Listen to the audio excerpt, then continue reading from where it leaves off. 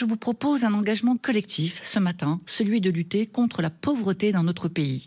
Car le baromètre Ipsos Secours populaire français de septembre 2024 dresse un état des lieux préoccupant de la pauvreté en France.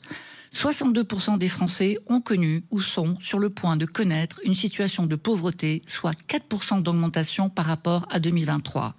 Parmi eux, 40% déclarent avoir déjà vécu personnellement une période de grande précarité, un chiffre record depuis 2013.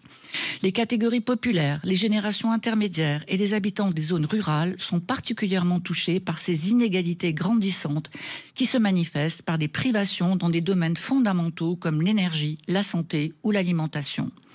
47% des Français éprouvent des difficultés à payer leurs factures d'énergie. 38% peinent à honorer leur loyer ou leur emprunt immobilier. 29% ont du mal à payer une mutuelle santé. 43% des Français ne chauffent pas régulièrement leur logement lorsqu'il fait froid.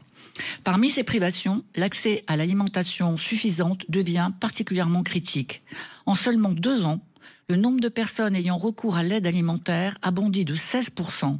32% de nos concitoyens déclarent ne pas pouvoir manger 3 fois par jour. Alors cette précarité s'inscrit dans un contexte économique plus large. La pauvreté dans notre pays est évaluée selon 2 indicateurs principaux, le seuil officiel et le seuil perçu. Le seuil de pauvreté officiel défini par l'INSEE est fixé à 1 158 € par mois pour une personne seule. Selon cette mesure, 9,1 millions de personnes vivent dans la pauvreté en France.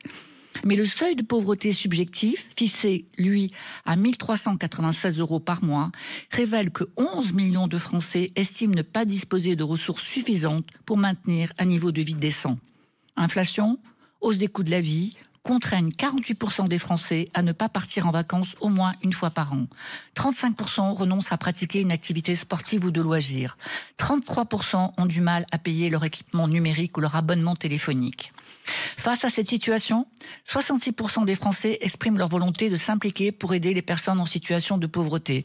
Ça, c'est plutôt la bonne nouvelle. Et ce désir d'engagement reflète une solidarité latente, mais essentielle pour le monde associatif qui a tant besoin de forces vives pour transformer ses missions en actions concrètes et en mobilisation collective. La pauvreté en France, c'est un défi collectif. Alors saisissons-le, engageons-nous.